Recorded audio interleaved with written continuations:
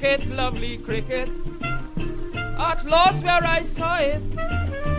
Cricket, lovely Let's cricket. have a look at the commentators. They arrived at Lord's, and I went into the box, and there was E.W. Swanton, Brian Johnston, John Arlott, Jack Fingleton, the irascible Australian former opening batsman, great man. Blyfeld, why don't you take those marbles out of your mouth? Was how he always used to greet me. But the only time I commentated with Alan Gibson, who was as good a commentator, I thought, as John Arlott.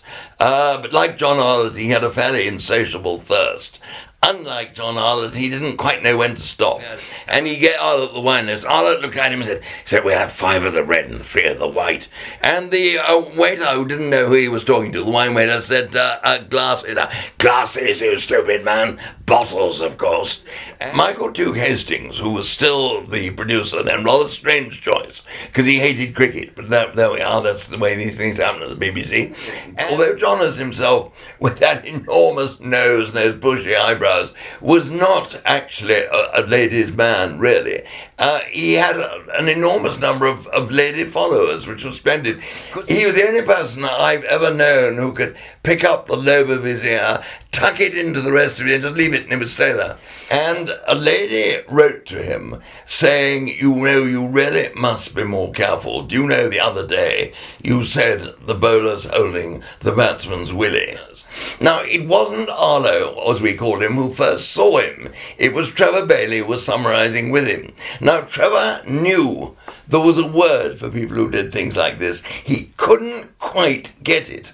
And he thought he started, he said, and then he stopped, and there was an almost embarrassing pause. And then he said again, a freaker.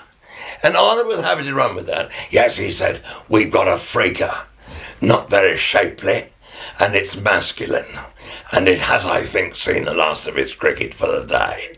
I think if Chris had a fault, it was his timing. Not his timing as a commentator, but his timing as a man. He was late for everything. And when he was alive, he was always known as the late Christopher Martin Jenkins. Tony Cozier from Barbados. He was a wonderful host in Barbados. And the lovely parties he had in the old days when Test matches had rest days. And we always went to the beach house that he shared with Richard Edwards, the Prof Edwards as he was known. The former West Indian fast bowler, the legendary rum parties we had there, I can tell you what, it was very difficult to see any ball bowl at all on the last 2 days. You then got another overseas commentator, Alan McGilvray, very clipped, very Australian, very precise, a man who wouldn't know what a sense of humour was. If you put a sense of humour on a silver salver with watercress round it, he still wouldn't have had a clue what it was. Don Mosey, another one I've not mentioned, known as the Alderman by Brian Johnston. Brian first met him and thought he looked exactly like an alderman, and so always called him the Alderman. The Alderman was a good commentator. He always thought that the TMS box was a sort of a nest of public schoolboys, which he rather objected to.